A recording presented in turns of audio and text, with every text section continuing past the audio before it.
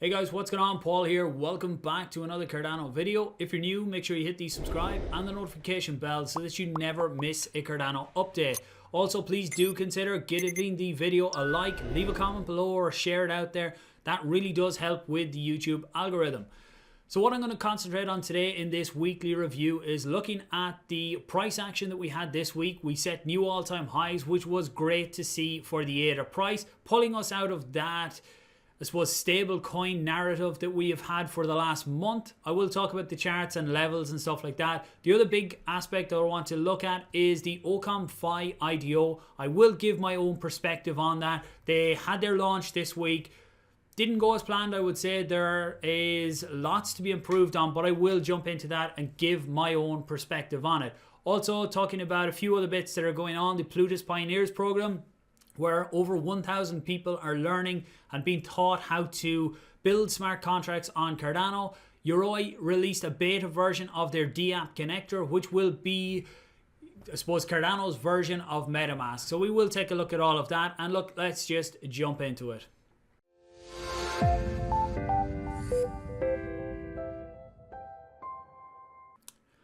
Okay, so starting out here looking at the ADUSD chart. So we're on a 4-hour chart here to get the bigger picture. When I done the last video, the video last Friday, I've done price videos during the week, but some people might only tune in for these summaries. So we were down along the bottom of this upward trend last Friday, and this week overall has been very positive for the ADA price. So we broke above this 133 resistance level, which we've talked about for a while. And I think this time it's different.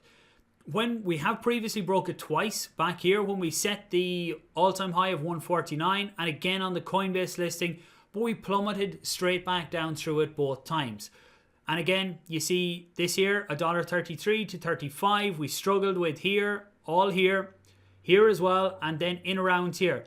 The reason I think it could be different this time is because when we went up and set the new all-time high of around $1.56, we had our pullback and we got support right down around here in them levels that I talked about, which had been our previous resistance. Resistance is where we struggle to get above on the charts. Support is on the bottom. It's always good to see a resistance point being changed into a support. Support is generally where you get the buying pressure on the bottom that holds the price up.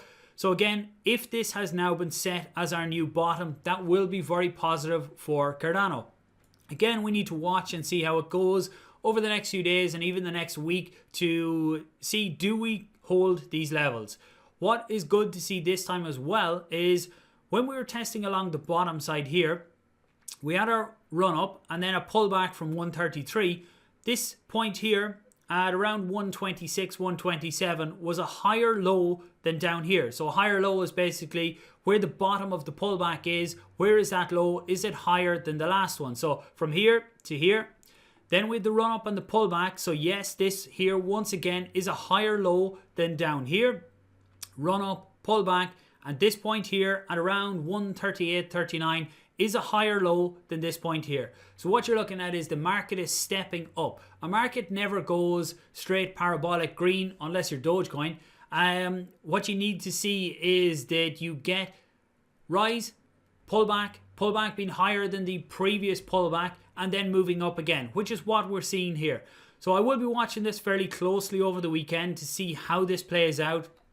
At the minute, looks very good to push up next week into potentially pushing back up, testing these all-time highs again. It will all play out to see, can we hold this as the low and use this as our launch pad going into next week. So if we look at the ADA BTC chart as well, which is the price of ADA against Bitcoin, you can see trending sideways now for a long time. That support at 2,000 sats looks extremely strong now, and what I'm looking for on the upside is 2,500 sats, which previously when we fell into this channel, this was where we struggled. Once, twice, a third time, didn't quite make it up here. And that is the level that I would expect to see some resistance once we get up there.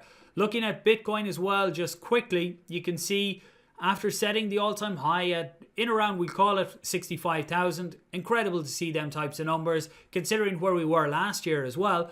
Got the pullback and push back up, so did the Bitcoin price didn't hold its lower high when it came back down. So you see the difference here in the ADA chart. So when the price came back down and set this low, it went up, but the next low was actually lower than the price here. So what we really need to see from Bitcoin is getting some strong buy pressure over the weekend. It's hard to tell what will happen at the weekend. So on Monday, I will do a video to see how this plays out. I am in a long trade on Bitcoin right now, but will be watching it very closely. I will close it today because I don't want to go into the weekend with it open. And we'll reassess on Monday and see what we're going to do next week. This week has been incredible for trading with the volatility that's been out there. Now let's take a look at the Occam Fi. Actually, one more thing on the price to take a look at is the volume aspect. So we've seen a lot of increased volume this week as well, which is always a good sign that something is going on in the market. So when you look at it here, 5.5 billion in the last 24 hours. Yesterday, 5.5 billion. The day before, nearly 10 billion. Nearly 5 billion. Then when you look back at the week previous, 3.5, 2.5, 1.5. So this week has seen a lot of increased volume, and hopefully that will continue into the next week as well, which gives us volatility, which gives us movement in the market, which is all good to see. Now on to the controversy that is the Occam Fi launch. So they've done some good things, they've done some bad things. Let's talk about all of it here. What I think that what went well first, we'll start there because unfortunately there's more negatives than positives right now. What they done well was the platform worked. Yes, when people got in with the crazy volumes that were trying to get in, there was a little bit of refreshing to be done, but the platform worked, people got their tokens and everything like that. And when you look at it from a price point of view, they sold here at about $1.95, and when you look at them on Uniswap right now, let's refresh and see. The price is just over $11 right now. So that is a 5 to 6x gain for anyone who was able to get into the sale. Now I will say anyone who was able to, because only 175 people got in. To me, Occam Fi got their tokenomics completely wrong here. They were trying to show how the platform works and show that they do have a product. So they did show that, but unfortunately because of their tokenomics being completely wrong on this, it has put a bad taste in people's mouth. A lot of people are not happy with how this went. So you can see 175 got in, so they put up 200,000 OCC. Now I still can't figure where this comes into their tokenomics overall. When we look here at the token distribution, you can see the seed round, which was VCs. There was 10 million up for sale there. That's fine. Lots of projects go with VC funding to get started. The first round then, it's not clear if the first round is what happened on the IDO platform, but if it is, why was there only 200,000 tokens put up instead of 10 million? Did the rest of the tokens then get put onto Uniswap to sell there? If it did, to me, that was the wrong approach.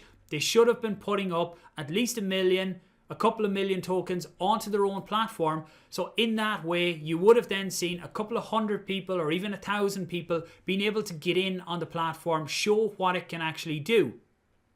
Even if they were, say they did want to stick with 200,000 here, then 1 ETH, giving people 1,250 as the max, that was way too high. This should have been down at maybe 0.1 of an ETH, and then that would have enabled a lot more people to get involved in the sale. Yes, people would have got less tokens, but it would have distributed the tokens a lot better. Really, what they should have had was a lot more tokens here, but there's another aspect to this as well. People weren't prepared for the sale. So transparency needs to be a lot better here. For future projects that are launching, what they need to do is give a lot of upfront what is going to happen. So Occam Fi had a countdown timer on this site, but it wasn't clear that that was actually going to be the launch of their sale. So even within their Telegram group, people were asking when the sale would launch, and the admins were telling them that at the end of the timer that they would be able to see when the sale would go live, and there would be all this information. It was never stated that the sale would happen as soon as they got to zero. When it got to zero, they published an article about how people could get involved in the sale, but the sale also went live at that exact same time. So what happened was anyone who went over to check out the article to see what was going on, then they immediately lost their place or their chance to buy OCC. So in future, there needs to be a lot more transparency for any projects watching this and learning from this. You need to tell people exactly what's going to happen. Look, Occam, they can't do anything about the demand that is out there. And to me, this is only a sign of what is to come. When you look out there with Binance launches at the minute, or with IDOs on Ethereum, any of the bigger ones are just selling out incredibly quick, because when you look at the type of gains that are here, that is common across a lot of the other IDO sales that are out there as well. So there's insane demand to get in, and that is what is going to happen. When you have sales that are actually accepting ADA, then the demand is going to be absolutely incredible. You look at people who are holding ADA from last year under 10 cent, they have some absolutely huge gains that they will look to get into a lot of these sales, because when you see the demand that's out there, there is going to be a lot of potential for getting in early to sales that are out there. So again, Occam can't do anything about that demand, but they can do a lot better on the transparency side and on the tokenomics side. Have it set that if you want to launch something with such a small amount of tokens here, you need to have the caps a lot lower for people getting involved. So on this as well, this is one of the reasons that I am looking to expand and bring in researchers and writers to start writing blog posts and reviews of all of the upcoming projects, because I want to be ready for these types of sales, and I want you guys to be ready as well. So I will have details on that position coming out over the weekend as well, just finalizing exactly how I want it all to work, but I will bring out details over the weekend on that. Okay, I'm taking a look around now to see at what else has been going on this week. I have been speaking to some of the people that are involved in the Plutus Pioneers program, which is a program that is running right now with well over 1,000, I think maybe even up to 4,000 people learning how to write smart contracts on Cardano. So I cannot wait to see the types of applications that will be built and what is going on. Maybe we'll get people on to talk to them over the next few weeks and see how exactly things are going within there, especially when the testnet comes online and when smart contracts are being tested live on the testnet. Another thing that came out this week was the Emergo have launched the beta version of their Yoroi wallet DApp. So basically what this means is, if you have experience with Ethereum, they have MetaMask, and this is how you interact with smart contracts and through websites. You can see here, this will effectively pave a way for Cardano, ADA, and Ergo users to make effortless DApp transactions on the blockchains. So what this means is that when you go on to launches like sales, like the Occam one, so if we go back here, you can see they used Ethereum, so you had to connect your MetaMask and you bought through that. So the Yoroi one will be Cardano's version of MetaMask. Looking forward to seeing how that works when it goes live properly and a full version goes live. Also, just to note that there is a new Daedalus version out as well. So when you log in, you will see 4.0.5 is the latest one to download. They have updated the Project Catalyst section. Voting or registration for voting was meant to go live this week, but that has now been pushed out for maybe 2 weeks. They haven't given an exact date yet, but when we get that, I will let you guys know. So currently, there is no voting open, no registration or anything like that. And when that changes, I will let you know. So thanks for watching, guys. I do appreciate it. I hope you got some value from the video today. Make sure you hit that like, leave a comment below if you have. Let me know if I've missed anything that I should be including in these types of videos. I hope you have a good weekend, and I will talk to you soon. Thanks for watching. I do appreciate it.